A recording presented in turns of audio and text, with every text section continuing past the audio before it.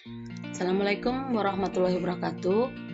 Pada video kali ini saya akan membahas tentang latihan soal ujian akhir semester genap atau latihan soal kenaikan kelas semester genap mata pelajaran produk kreatif dan kewirausahaan kelas 11. Untuk perkembangan channel ini, jangan lupa like dan subscribe-nya.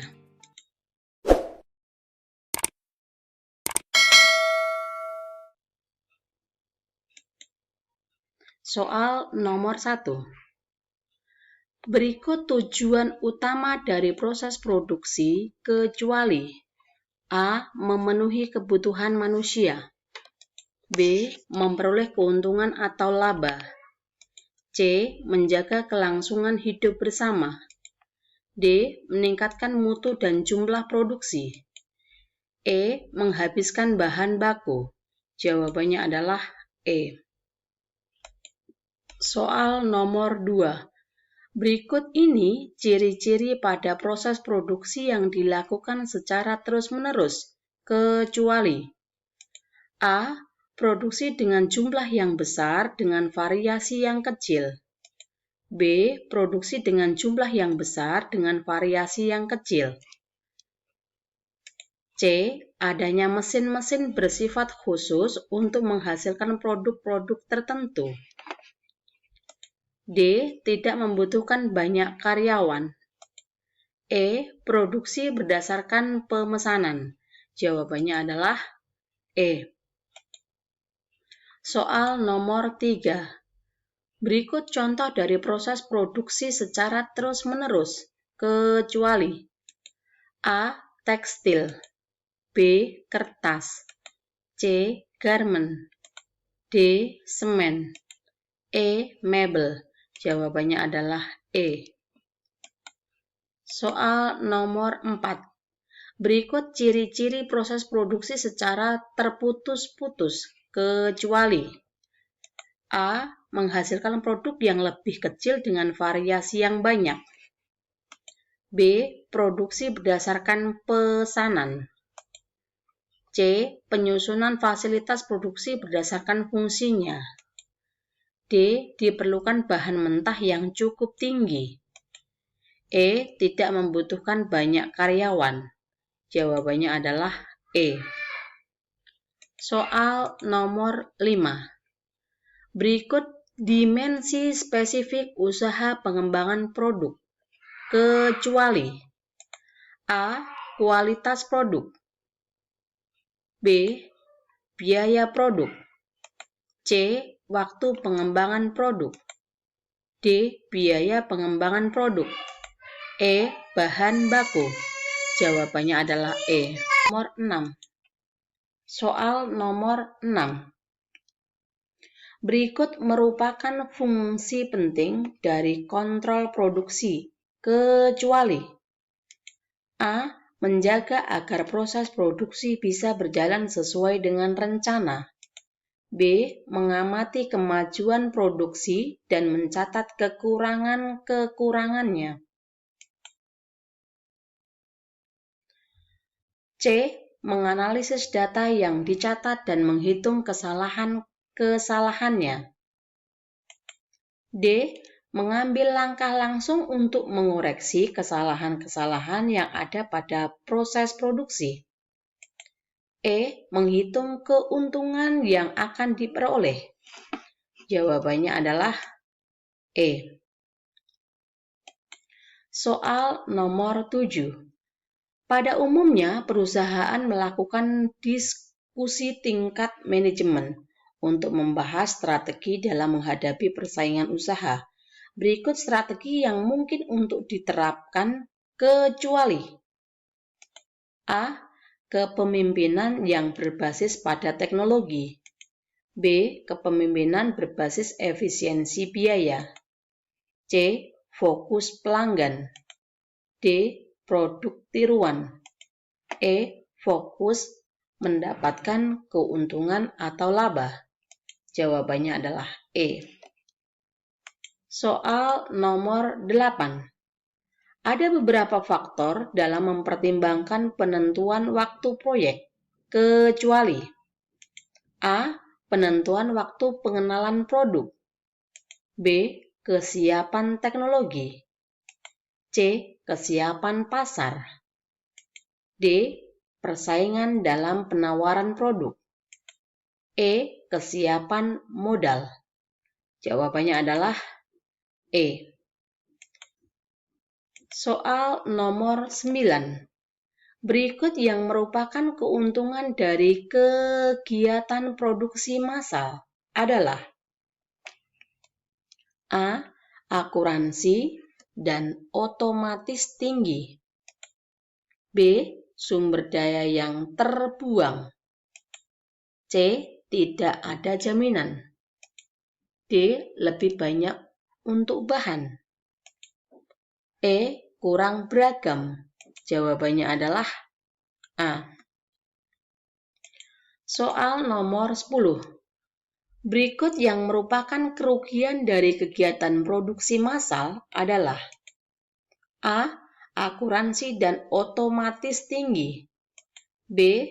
Kurang biaya tenaga kerja. C. Tingkat produksi cepat. D. Sedikitnya pengeluaran per unit. E. Kurang beragam. Jawabannya adalah E. Soal nomor 11.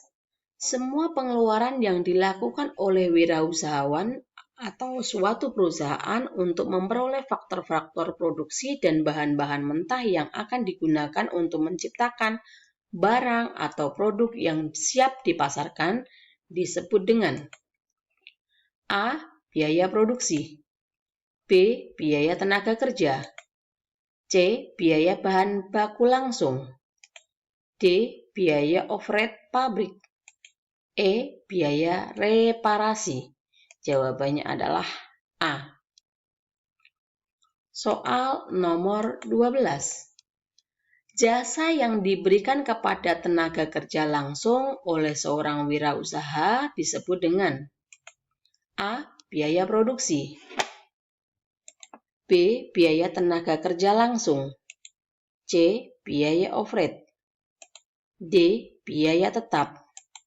E. Biaya total. Jawabannya adalah B. Soal nomor 13. Biaya yang tidak secara langsung terlihat, contohnya biaya penyusutan barang modal, disebut dengan A. Biaya implisit. B. Biaya eksplisit. C. Biaya overhead. D. Biaya tetap. E. Biaya total. Jawabannya adalah A. Soal nomor 14. Keseluruhan biaya yang dikeluarkan oleh suatu usaha yang terdiri atas biaya variabel dan biaya tetap disebut dengan A. Biaya total. B. Biaya variabel total. C. Biaya tetap. D. Biaya total rata-rata. E. Biaya variabel rata-rata. Jawabannya adalah A. Soal nomor 15. Keseluruhan biaya yang dikeluarkan usaha dalam faktor produksi dan bersifat variabel atau dapat berubah-ubah sesuai dengan hasil produksi yang akan dihasilkan disebut dengan A. Biaya total. B. Biaya variabel total. C. Biaya tetap. D. Biaya total rata-rata. E. Biaya variabel rata-rata. Jawabannya adalah B. Soal nomor 16. Biaya yang tidak berubah mengikuti tingkat produksi disebut dengan A. Biaya total. B. Biaya variabel total. C. Biaya tetap.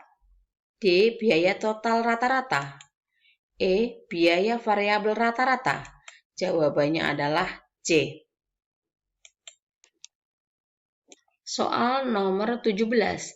Biaya bahan baku, upah tenaga kerja, dan bahan bakar termasuk biaya A. Biaya total. B. Biaya variabel total. C. C. Biaya tetap. D. Biaya total rata-rata.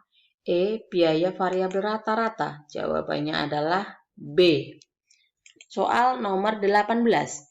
Biaya abonemen telepon, biaya pemeliharaan bangunan, biaya penyusutan merupakan contoh biaya. A. Biaya total. B. Biaya variabel total. C. Biaya tetap. D. Biaya total rata-rata. E. Biaya variabel rata-rata. Jawabannya adalah C. Soal nomor 19. Bahan baku pembuatan minyak VCO adalah A. Kelapa. B. Kacang-kacangan. C. Jagung. D. Kedelai. E. Biji-bijian. Jawabannya adalah A. Soal nomor 20. Berikut manfaat dari minyak VCO kecuali A. Meredakan kejang. B. Memiliki efek antimikroba. C. Meningkatkan kadar HDL atau kolesterol baik. D. Mengatasi konstipasi. E. Membuat perut makin buncit. Jawabannya adalah E. Soal nomor 21. Menurut Instruksi Presiden Republik Indonesia nomor 4 tahun 1995 tentang Gerakan Nasional Kemasyarakatan dan Membudayakan Kewirausahaan menyebutkan ada 8 ciri wirausaha handal. Kecuali A. Percaya diri dan sikap mandiri yang tinggi untuk berusaha mencari penghasilan dan keuntungan melalui perusahaan. B. Mau dan mampu mencari dan menangkap peluang usaha yang menguntungkan, serta melakukan apa saja yang perlu untuk memanfaatkan. C. Menghadapi hidup dan menangani usaha dengan terencana, jujur, hemat, dan disiplin.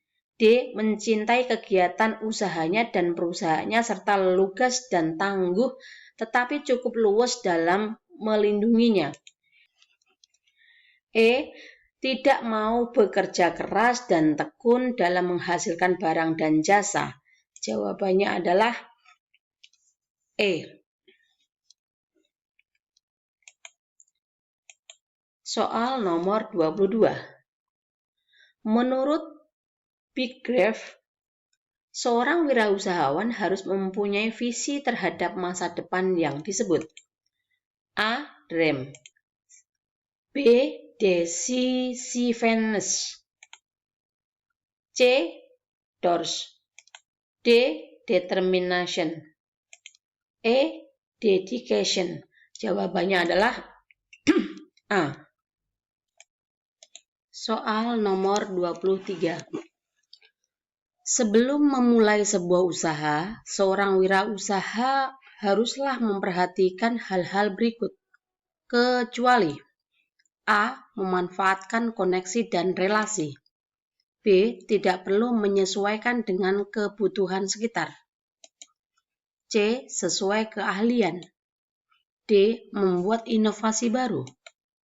E. Kebutuhan akan sumber penemuan. Jawabannya adalah B. Soal nomor 24. Sumber peluang usaha bisa didapatkan dari hal-hal seperti berikut ini, kecuali A. Mimpi. B. Tekanan. C. Kecenderungan pasar. D. Bahan bacaan. E. Ide yang muncul tiba-tiba.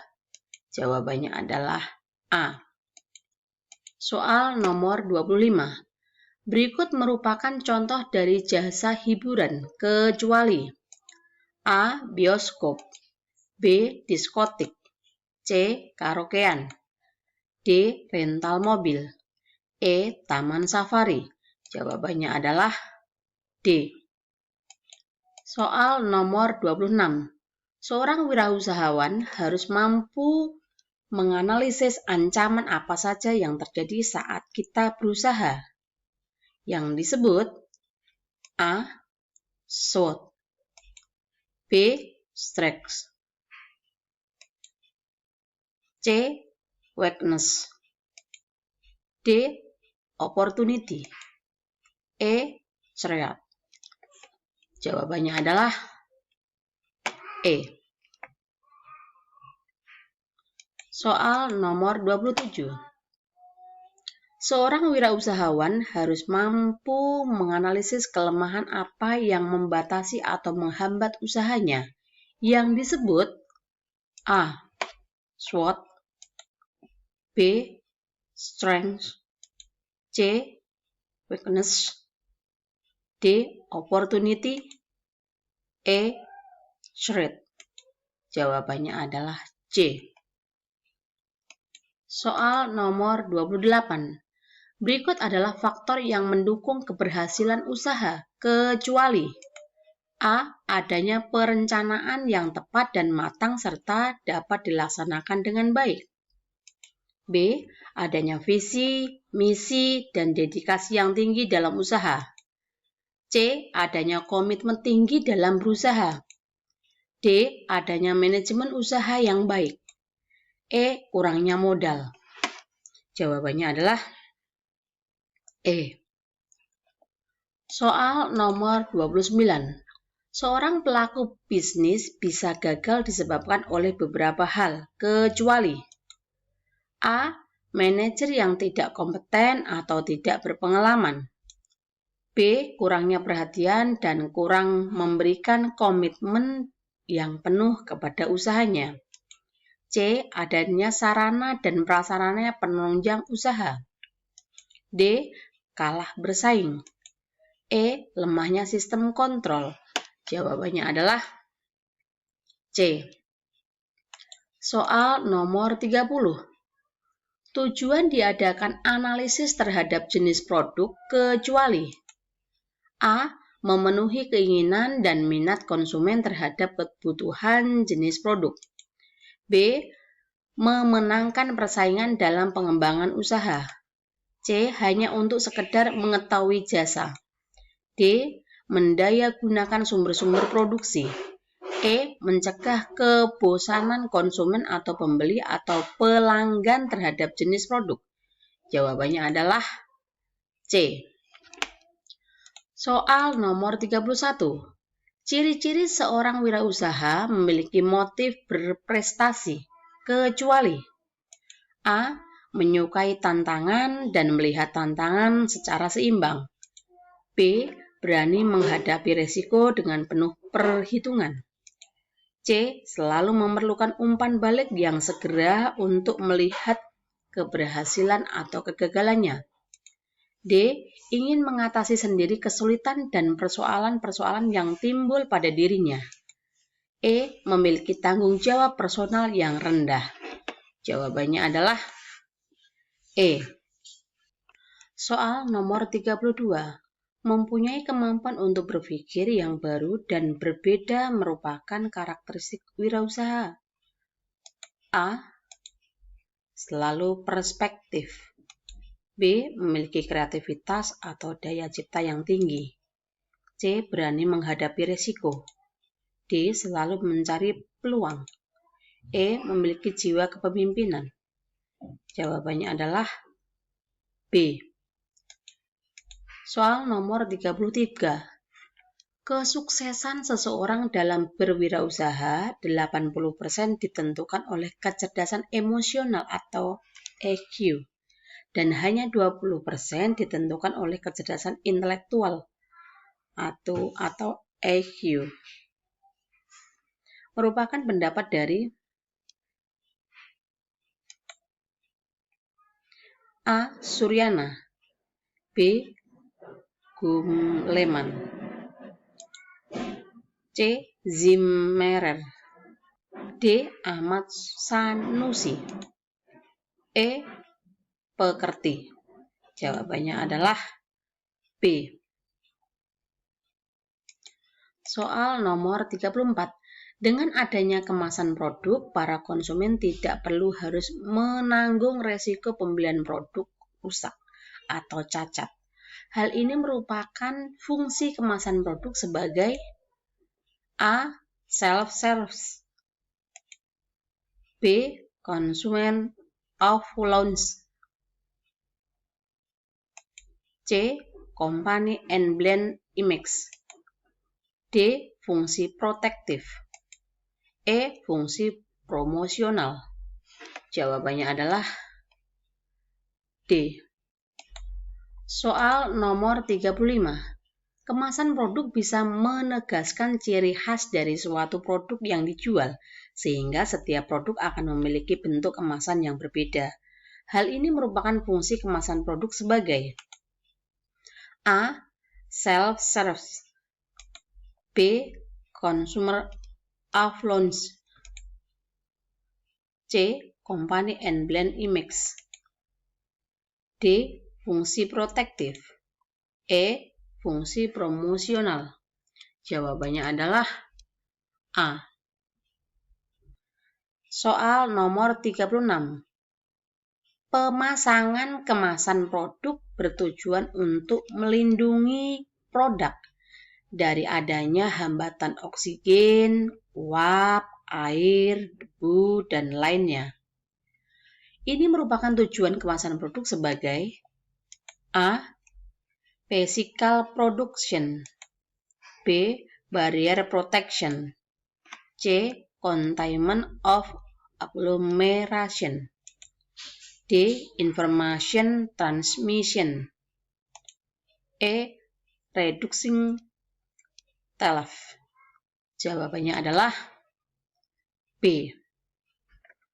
Nomor 37.